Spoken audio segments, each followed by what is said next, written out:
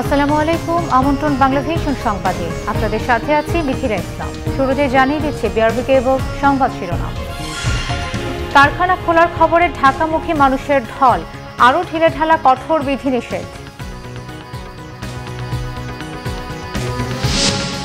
কর্মক্ষেত্রের কাছে থাকা শ্রমিকদের দিয়ে কাল থেকে চলবে শিল্প কারখানা। 5 আগস্টের পর কঠোর বিধিনিষেধ শিথিলের আভাস জনপ্রশাসন প্রতিমন্ত্রীর।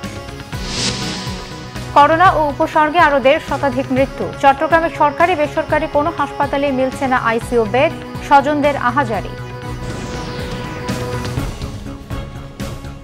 দেখছিলেন বিআরবি কেবল সংবাদ শিরোনাম, এবারে বিস্তারিত। কাল থেকে গার্মেন্টস খোলা থাকায় ঢাকামুখী দক্ষিণ পশ্চিমাঞ্চলের মানুষের ভিড় বেড়েছে বাংলাবাজার, শিমুলিয়া ও দৌলতদিয়া পাটুরিয়া ঘাটে। লঞ্চ, স্পিডবোট ও ট্রলার বন্ধ থাকায় যাত্রীর চাপ ফেরিগুলোতে, নেই স্বাস্থ্যবিধির তোয়াক্কা। এদিকে কর্মস্থলে যোগ দিতে ঢাকা টাঙ্গাইল ও ঢাকা ময়মনসিংহ মহাসড়কেও মানুষের স্রোত। ঢাকামুখী মানুষের ব্যাপক চাপ ফেরিতে। শনিবার সকাল থেকে দেশের দক্ষিণ পশ্চিমাঞ্চলের মানুষ কর্মস্থলে যোগ দিতে ফিরছেন ঢাকায়। যাত্রীতে ঠাসা মাদারীপুরের বাংলাবাজার ঘাট থেকে মুন্সিগঞ্জের শিমুলিয়া ঘাটে আসা ফেরিগুলো। মানুষের তুলনায় গাড়ির সংখ্যা খুবই কম, নেই স্বাস্থ্যবিধির কোনো বালায়। বিধিনিষেধে লঞ্চ, স্পিডবোট ও ট্রলার চলাচল বন্ধ থাকায় যাত্রীর চাপ ফেরিগুলোতে। যাত্রীর চাপে এই নৌপথে বাড়ানো হয়েছে ফেরির সংখ্যা। ফেরি থেকে নামার পর 3 থেকে 4 গুণ বাড়তি ভাড়া দিয়ে বিভিন্ন যানবাহনে গন্তব্যে ছুটছেন যাত্রীরা।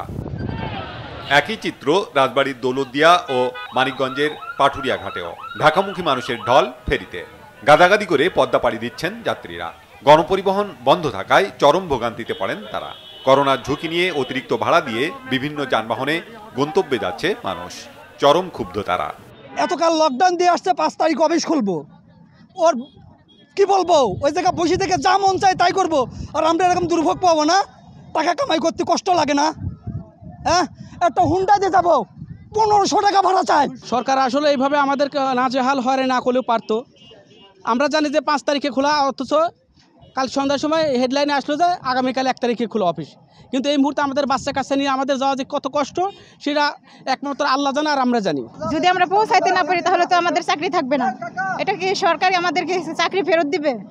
এভাবে গাড়ি নাই, অথচ লোকজন সাধারণ জনগণদেরকে হয়রানি করতেছে। এরকম খোলা রাখ দিলে কিসের জন্য? হট করে গাড়ি ঘোড়া সারে নাই কিসের জন্য? এরা বলছে 5 তারিখে দিবে, এরা কিসের জন্য আবার 1 তারিখে আনলো? হঠাৎ করে একদিনে 1 তারিখে খোলা, মানুষের সিদ্ধান্তের কোনো শেষ নাই। আগে আমাদের যাতায়াতের ব্যবস্থা করা সরকারের উচিত ছিল, তারপরে যে কারখানা খুলে দেওয়া উচিত ছিল। এদিকে গাজীপুরের বিভিন্ন মহাসড়ক দিয়েও মানুষ আসছে স্রোতের মতো। কর্মস্থলে ফিরতে ট্রাক ও ছোট ছোট বিভিন্ন যানবাহনে চেপে অথবা মাইলের পর মাইল হেঁটে ঢাকায় ফিরছে মানুষ। এছাড়া নাটোর বাস স্ট্যান্ড ও বনপাড়া বাইপাস থেকে দ্বিগুণ ভাড়া দিয়ে বিভিন্ন যানবাহনে ঢাকায় ফিরছে মানুষ। Banglavision news desk. অন্যদিকে রাজধানীতে ঢোকার প্রবেশ মুখে নেই কোনো তল্লাশি। সবার যুক্তি, কর্মস্থলে যোগদান করতেই ঢাকায় ফেরা। আর যারা অযথা লকডাউনের মধ্যে বাইরে বের হচ্ছেন তাদের গুনতে হচ্ছে জরিমানা। ঢাকায় ঢোকার 4টি প্রবেশ মুখে মানুষের ভিড়, যেন উজান থেকে আসা পাহাড়ি ঢল। মানুষের স্রোত এসে মিশেছে রাজধানী ঢাকায়। বিভিন্ন জেলা থেকে বিভিন্ন যানবাহনে চড়ে ঢাকায় ঢুকছেন তারা। রিক্সা, সিএনজি সহ নানা যানে করে যে যেভাবে পারছেন ঢাকায় আসছেন। অতিরিক্ত ভাড়া গুনে ঢাকায় আসায় বেশিরভাগ মানুষই ক্ষুব্ধ। এছাড়া অন্যান্য পেশার মানুষও রাজধানীতে ঢুকছেন নানা জরুরি প্রয়োজনে। শরীয়তপুর থেকে আসছি, প্রথমে অটো দিয়ে আসছি আপনার ওই কাঁঠালবাড়ি ঘাট পর্যন্ত। সিএনজিতে আসছি, ডাবল ভাড়া দিয়া। আগে আসি নাই, গার্মেন্টস বন্ধ ছিল, এখন কালকে থেকে গার্মেন্টস চালু করছে, এই জন্য আজকে আসা। বরিশাল যাইছি, হুন্ডাই আইছি, ভাঙ্গে আইছি, আটকে আইছি। গাড়ি ব্যবসায়ী আনোয়ার হোসেন ড্রাইভার দিয়ে রাস্তায় নামিয়েছেন প্রাইভেট কার। চেকপোস্টে যেন না ধরা পড়ে সেজন্য প্রেসের স্টিকার লাগিয়েছেন গাড়ির সামনে। বসের গাড়িতে লাগানো ছিল, আমরা লাগে না, বড় গাড়ি ব্যবসা করে কার হাউস। কেউ বাইরে বেরিয়েছেন করোনা রোগী দেখতে, কেউ টিকা নিতে বেরিয়েছেন। তল্লাশিতে প্রত্যেকেরই রয়েছে জরুরি প্রয়োজনে বের হওয়ার যুক্তি। আমি হসপিটালে যাচ্ছি পেশেন্টকে রক্ত দেওয়ার জন্য। আমার বন্ধু আছে, কোভিড পেশেন্ট আছে। জি, দেখতে যাচ্ছি। বাসা থেকে বেরিয়েছি, আপাকে দেখার জন্য আসছিলাম, এখন চলে যেতেছি। এখন একা ভাড়া বেশি যাচ্ছে, এই জন্য দুজনে যাওয়া লাগতেছে। বিভিন্ন অজুহাতে বেরোচ্ছে, কেউ টিকা দিচ্ছে, কেউ টিকা দিতে যাবে, কাউকে নিয়ে যাবে, বিভিন্ন অজুহাত, কেউ বাজারে যাবে। সবাইকে অপ্রয়োজনে বাইরে বের হওয়া থেকে বিরত থাকার অনুরোধ জানিয়েছে আইনশৃঙ্খলা বাহিনী। দীপন দাওয়ান, বাংলাভিশন, ঢাকা। জনপ্রশাসন প্রতিমন্ত্রী ফরহাদ হোসেন জানিয়েছেন, কর্মস্থলের কাছের কর্মীদের দিয়ে সীমিত আকারে কারখানা খোলার সিদ্ধান্ত নিয়েছেন মালিকরা। এ সময় কাজে যোগ দিতে না পারলেও ঢাকার বাইরে থাকা শ্রমিকদের চাকরি হারানোর আশঙ্কা নেই। 5 আগস্টের পর কঠোরতম লকডাউন শিথিলের আভাস দিয়ে জনপ্রশাসন প্রতিমন্ত্রী জানান, এক্ষেত্রে চূড়ান্ত সিদ্ধান্ত দেবেন প্রধানমন্ত্রী। রপ্তানিমুখী যে শিল্প কলকারখানাগুলো আছে সেগুলো আগামীকালকে থেকে খুলে দেয়া, এবং যারা শুধুমাত্র ঢাকাতে আছে, হ্যাঁ মানে ঢাকায় আছে বলতে ওই কারখানার আশেপাশে যারা আছে, হ্যাঁ ঢাকার বাইরেও তো আছে গাজীপুর, হ্যাঁ বলছি কারখানার আশেপাশে যারা রয়ে গেছে, ঈদের পরের দিন যারা ফিরে এসছে বা যারা যায়নি ঈদে, তাদেরকে নিয়ে তারা কাজগুলো করবে 5 তারিখ পর্যন্ত। 5 তারিখের পরে পর্যায়ক্রমে তারা তাদেরকে নিয়ে আসবে, পর্যায়ক্রমে, একবারে না। এবং এক্ষেত্রে কিন্তু কাউরি কোনো আপনার এখানে ছাঁটাই বা এ ধরনের কোনো আশঙ্কা নাই। পরিস্থিতি বিবেচনা করে 5 তারিখের পরে কি হবে সেটি কিন্তু আমরা সিদ্ধান্ত দিব। ঢাকায় কর্মস্থলে ফিরতে না পেরে রংপুরে মডার্নার মোড়ে সড়ক অবরোধ করেছেন পোশাক শ্রমিকরা। এই মুহূর্তে সেখানে আছেন সহকর্মী জুয়েল আহমেদ, সরাসরি যুক্ত হচ্ছে তার সাথে। জুয়েল, শ্রমিকদের সড়ক অবরোধের সবশেষ পরিস্থিতি আমাদের জানাবেন।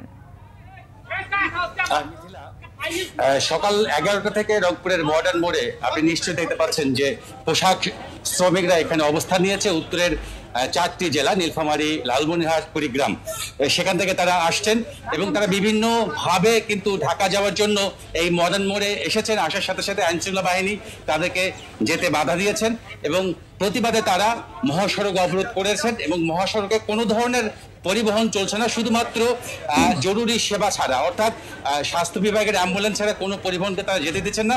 এমনকি সেনাবাহিনীর গাড়ি পর্যন্ত তারা আটকে রেখেছেন। তাদের যে দাবিটি, তারা বলছেন যে যেহেতু করোনাকালীন সময়ে 1 তারিখে কারখানা খুলে দেওয়া হয়েছে গার্মেন্টস শিল্প, এবং তাদেরকে মেসেজ দেওয়া হয়েছে এবং 1 তারিখে তারা যদি কাজে যোগ না দেয় তাহলে তাদের চাকরি হারানোর একটা শঙ্কা মনে করছেন।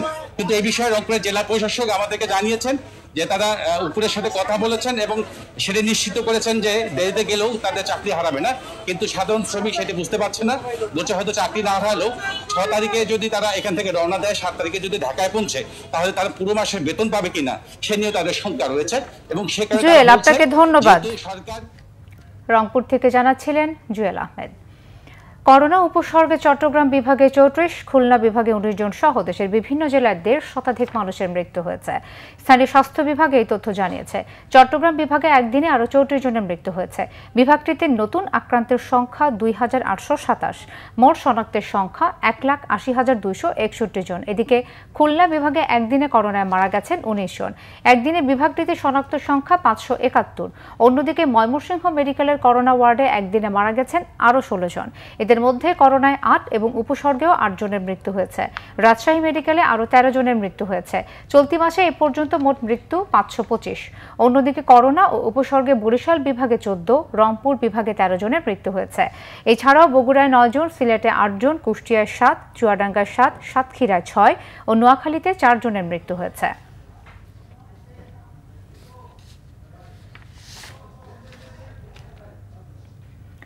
কঠোর বিধিনিষেধে খুলনার পরিস্থিতি জানাতে সরাসরি কথা বলছে সহকর্মী আতিয়ার পারভেজের সাথে। আতিয়ার, খুলনার লকডাউন ও করোনা পরিস্থিতির সবশেষ অবস্থা আমাদের জানাবেন।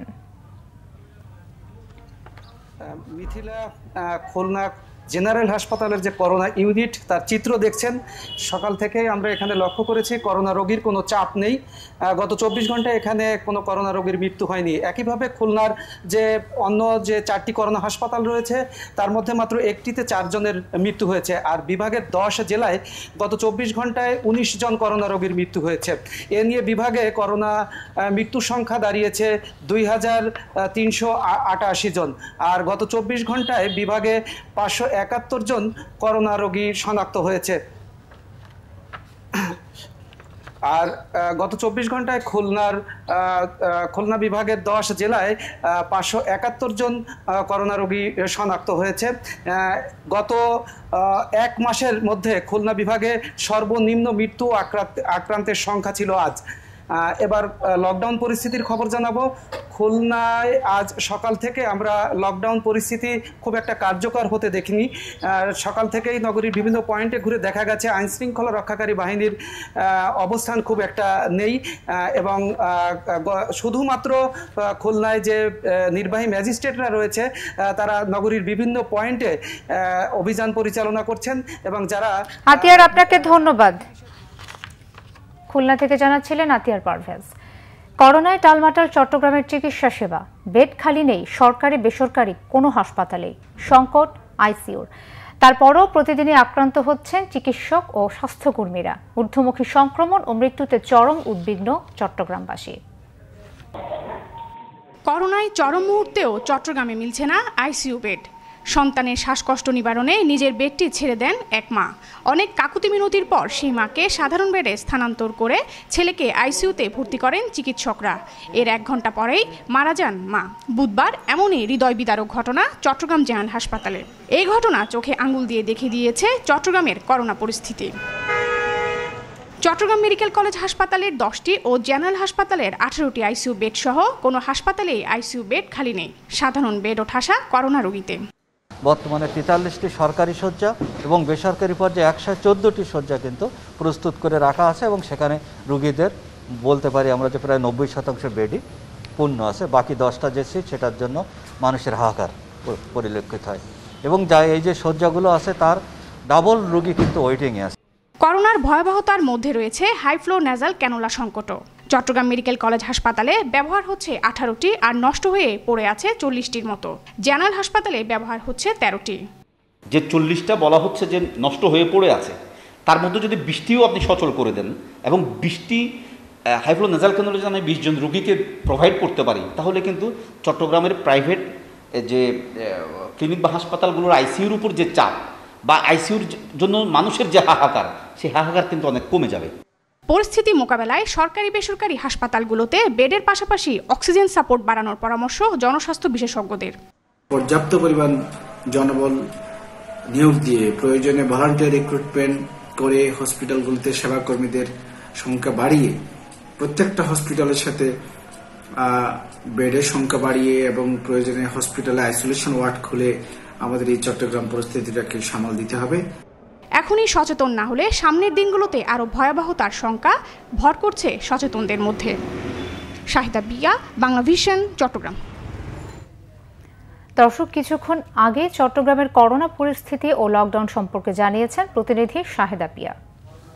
ঈদের পর থেকে আমরা গত কয়েকদিন ধরে দেখেছি যে চট্টগ্রামে করোনা সংক্রমণের ঊর্ধ্বগতি। একটি বিষয় জানিয়ে রাখি যে গত কয়েকদিন ধরে কিন্তু চট্টগ্রামে সরকারি বেসরকারি কোনো হাসপাতালে কিন্তু আর কোনো শয্যা খালি নেই। সারা দেশের মতো চট্টগ্রামেও কিন্তু নবম দিনের মতো লকডাউন পালিত হচ্ছে। তবে আমরা দেখছি যে গত 2-3 দিন ধরে সড়কগুলোতে কিন্তু যান চলাচল বেড়ে গেছে, ব্যক্তিগত যে পরিবহন এবং সেই সাথে রিকশার আধিক্য আমরা দেখতে পেয়েছি এবং আইন শৃঙ্খলা বাহিনী এবং প্রশাসন কিন্তু তৎপর থাকলেও নগরবাসী কিন্তু নানা অজুহাতেই বের হচ্ছেন সড়কে, জেরার মুখে পড়ছেন, কাউকে জরিমানাও করা হচ্ছে। তো আমার কাছে এই ছিল চট্টগ্রাম থেকে সর্বশেষ সংবাদ। শেষ করব বিআরবি কেবল শিরোনামগুলো আরও একবার জানিয়ে। কারখানা খোলার খবরে ঢাকামুখী মানুষের ঢল, আরও ঢিলেঢালা কঠোর বিধিনিষেধ। কর্মক্ষেত্রের কাছে থাকা শ্রমিকদের দিয়ে কাল থেকে চলবে শিল্প কারখানা। 5 আগস্টের পর কঠোর বিধিনিষেধ শিথিলের আভাস জনপ্রশাসন প্রতিমন্ত্রীর। করোনা ও উপসর্গে আরো 1.5 শতাধিক মৃত্যু। চট্টগ্রামে সরকারি বেসরকারি কোনো হাসপাতালে মিলছে না আইসিইউ বেড, স্বজনদের আহাজারি। এই ছিল এখনকার মতো। পরের সংবাদ বিকেল 4টায়। এর আগে 3টায় রয়েছে নিউজ টপ 10 দেখার আমন্ত্রণ রইল। এছাড়াও বাংলা ভিশন সংবাদের সংবাদ সংশ্লিষ্ট অনুষ্ঠান দেখতে ভিজিট করুন www.bvnews24.com ও facebook.com/banglavisionnews এবং সাবস্ক্রাইব করুন youtube.com/banglavisionnews। এতক্ষণ সাথে থাকায় ধন্যবাদ সবাইকে।